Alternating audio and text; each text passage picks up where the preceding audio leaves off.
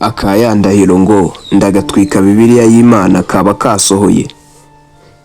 Mu minsi yashize nibwo mwumvise umugabo w'umunyafurika watwitse Bibiliya ku mugaragaro, yivugiraga ko akunda Afurika nk'uko abandi twese tuyikunda, ariko yatwitse Bibiliya ku mugaragaro avuga ngo atwitse Bibiliya, Bibiliya ni ubutubuzi. Ese ibi bintu biracura iki?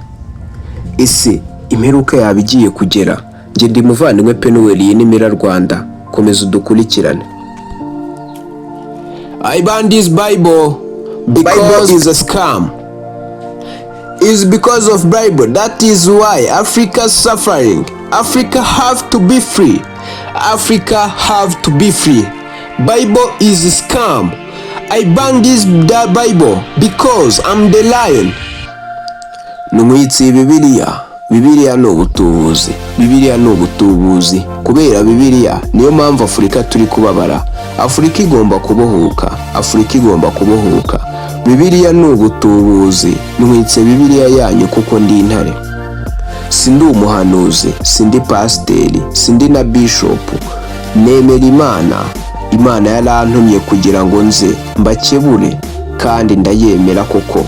Ariko sinemera Imana ya Bibiliya, kuko iyi Bibiliya ni ubutubuzi.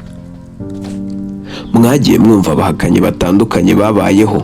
Handitswe ibitabo byinshi bihakana Imana, byaba ibya filozofi, politike, ubusizi n'ibindi bitabo by'ubwenge byagiye bibaho, ndetse habayeho abahanga bagiye bandika ibitabo kugeza na n'ubu tukigenderaho.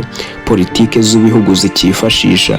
Gusa muri abo banyabwenge baba ba Archimede, ba Socrate, ba Isaac Newton n'abandi banyabwenge b'abanyesiyansi bigeze babaho, nta wigeze afata icyemezo cyo gutwika Bibiliya, nta wigeze ahangara gutwika ijambo ry'Imana.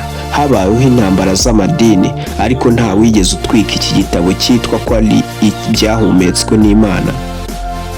Uyu mugabo w'umunyafurika nk'uko n'abandi banyafurika bose bayikunda, yatwitse Bibiliya ku mugaragaro, agaragiwe n'abandi ubona ko bamushyigikiye.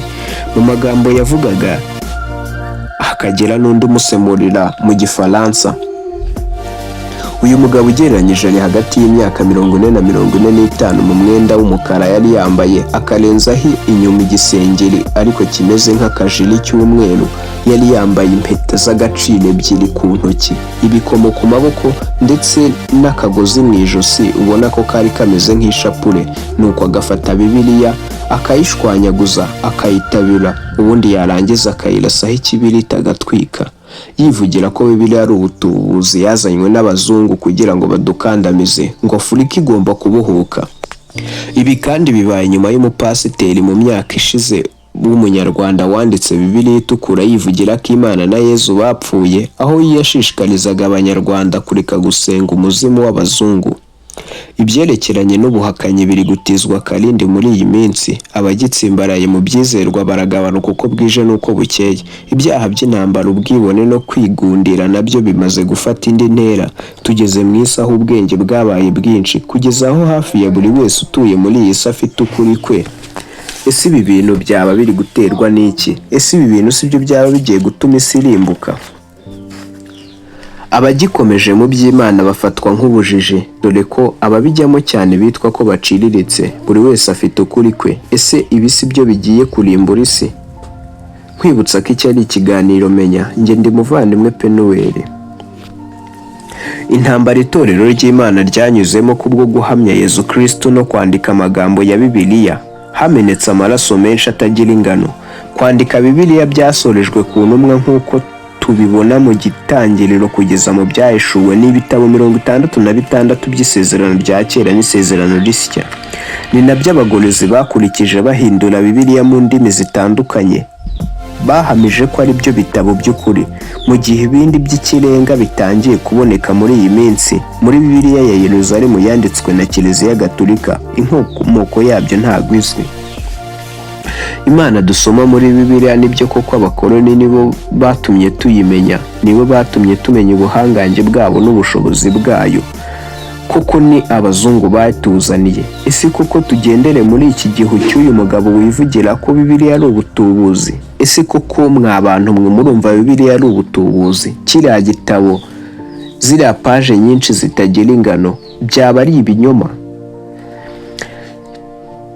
tugiye gukora icyegeranyo kibacukumburira neza ukuri kwa Bibiliya.